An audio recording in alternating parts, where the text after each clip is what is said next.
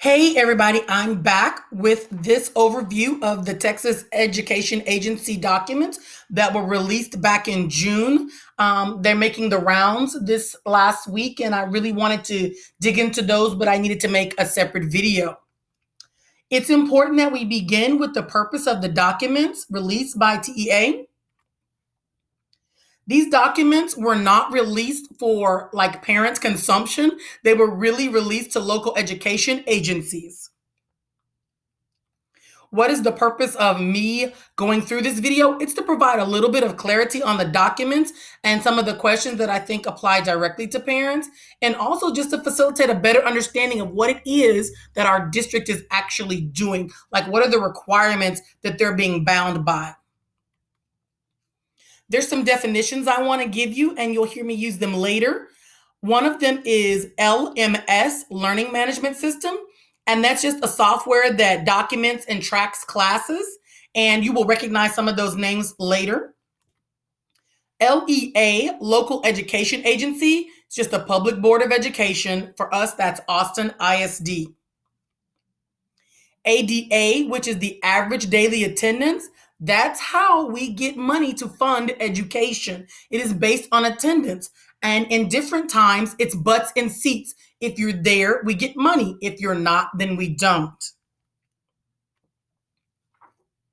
There are three methods that the state has suggested. The first is traditional on campus. Everybody comes back. We'll employ social distancing and hand sanitizer and mask. There's synchronous, which is live online two-way communication with an instructor. Asynchronous, which is more independent, where work will be housed for you and then you complete that work. And then hybrid, which can be a mix of synchronous, asynchronous, traditional, synchronous, what have you.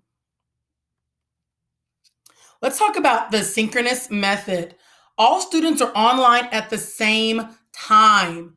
They're using Zoom, Google Meet. At ACC, we're using Blackboard Collaborate. So they're able to see us, we're able to see them and answer and ask questions.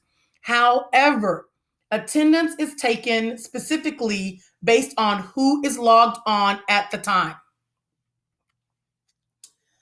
Courses now will have to cover the Texas Essential Knowledge and Skills. Yes, that did occur last year. However, a majority of what teachers were doing on Zoom were those social, emotional well-being checkups. Oh, let me see your pet. Is that your little brother? Oh, guys, today we're going to dress up in our favorite book character.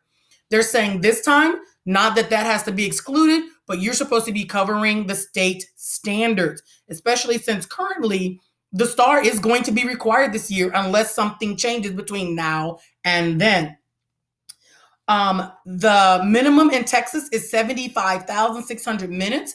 That breaks down to 180 days. Grade 3 through 5, that's 180 minutes. 3 hours. Grades 6 through 12, that's 240 minutes. That's 4 hours. Of note, there is no funding allowable for PK through grade 2 for 100% synchronous instruction. Why not?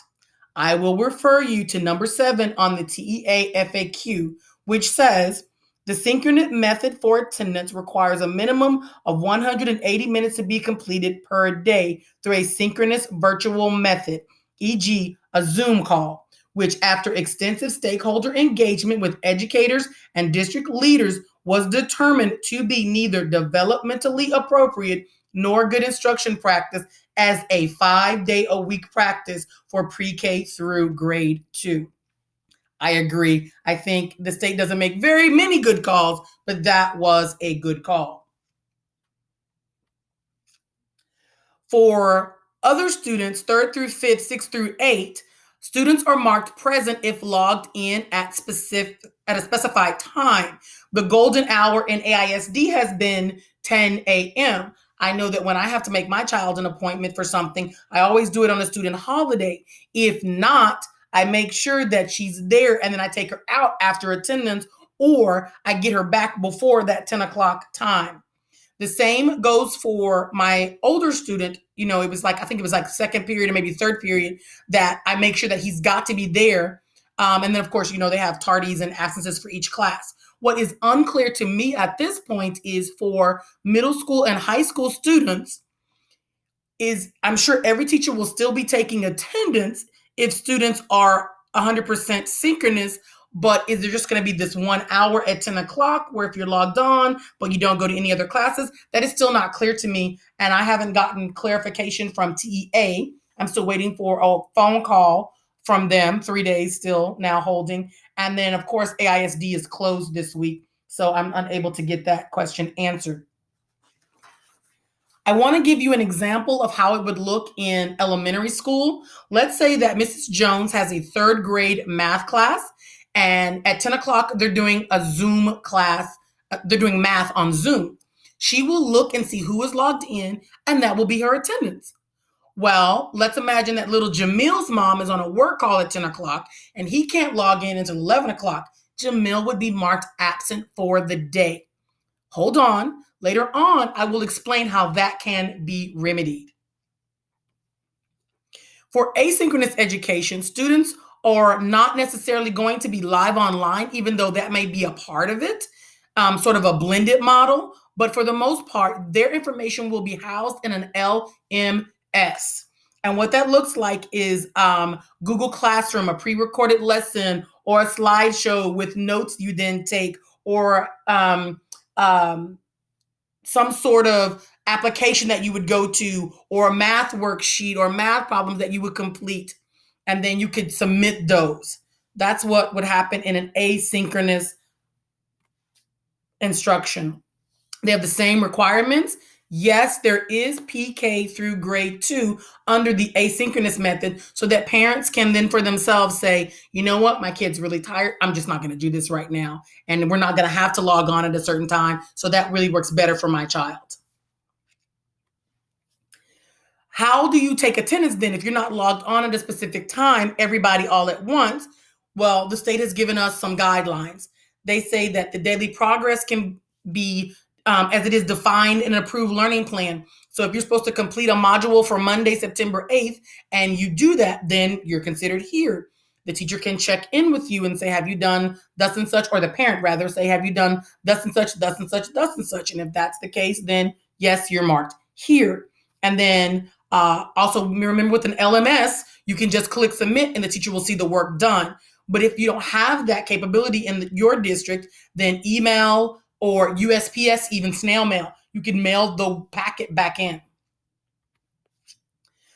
This is a stickler. This talks about the first 6 weeks of school and how this is actually giving us a break and helping us be able to implement all of the COVID-19 strategies that we would have to implement for attendance. What I read from this says that if you have a count greater than 1% less than you had last year, they're not going to count the first and second 6 weeks in our ADA. That would mean we're not getting money. So I kind of like to get it clear in my mind, just did some math here. If a school district had 10,000 students enrolled in 2019-20, and then in 2021, they worked hard. They got all the kids on campus or online, and their total for the first and second 6 weeks was 9,900 students. Then that would be calculated because that is right at 1%, and it's less than they had last year, but it still meets the threshold to be calculated.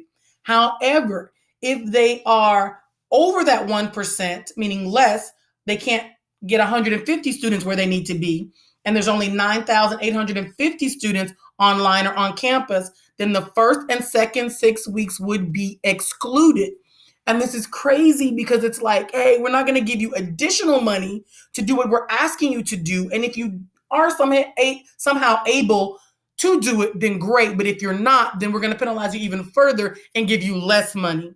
That is what our districts, are having to deal with. That address is called rock and a hard place. There are some FAQs that were meant for LEAs, but I really feel like they can help parents understand what's going to be happening. The first is, will at-home parent-led instruction count toward those minutes? No. They're saying that if a teacher is not the primary provider of the instruction, then you're just tutoring your own kid, and lots of luck with that.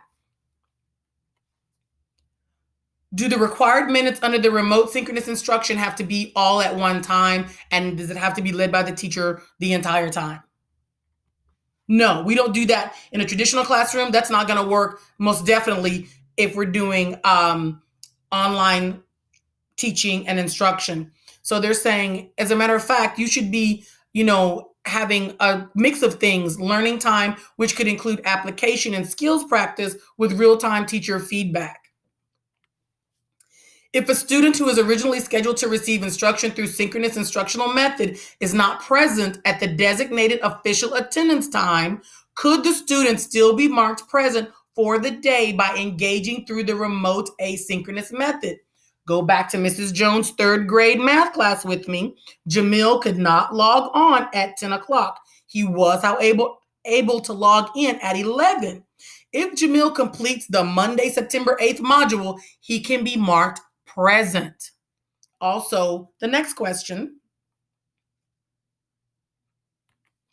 which says, if a student made academic progress at night, are we able to adjust the attendance for the day if they were initially marked absent? Let's say Jamil's mom is not home at all. She's working all day. She doesn't get home till 5:36, but she takes that time. She sits down with little Jamil and they complete that September 8th math module. Okay, then Jamil can be considered present as long as he's met whatever has been set, that engagement threshold. Can I, meaning the LEA or the school district, require parents to commit to remote or on-campus instruction? Yes, you can. That way you know what you need and how to deploy your resources. San Antonio has already done it. Leander released something this week saying these are our two choices. Start deciding now. But TEA says you cannot hold parents to that decision until 2 weeks before the start of school. So if I decide at week 4 that I want to do on campus, but then at week 2, I decide I want to do online, then I'm stuck with that decision until the end of the grading period. And I'm sure each district will say, this is how you can change. This is what is going to be required if you need to change from online to on campus. Because again, remember, those resources are already deployed. If we find it gets super, super crazy, I'm sure they'll just say everybody go 100% synchronous or asynchronous. Can a district require a student to come to campus to complete a required assignment? I mean, middle and high school, if you think about it, the answer is yes. If you have, the example they give is welding. Unless you have a welding shop in your house, that kid's going to have to come to school to weld. If that really concerns you, I definitely wouldn't sign up for that class. Can a district prevent a student from attending an on-campus lesson that is required for course credit? I really have been racking my brain and I can't think of an example for this, but let's just say there was a science experiment or something that you had to do, like witness and then write lab notes about or something. I don't know. Yes, you would have to go to school and they couldn't stop you from going to school because it's part of your grade.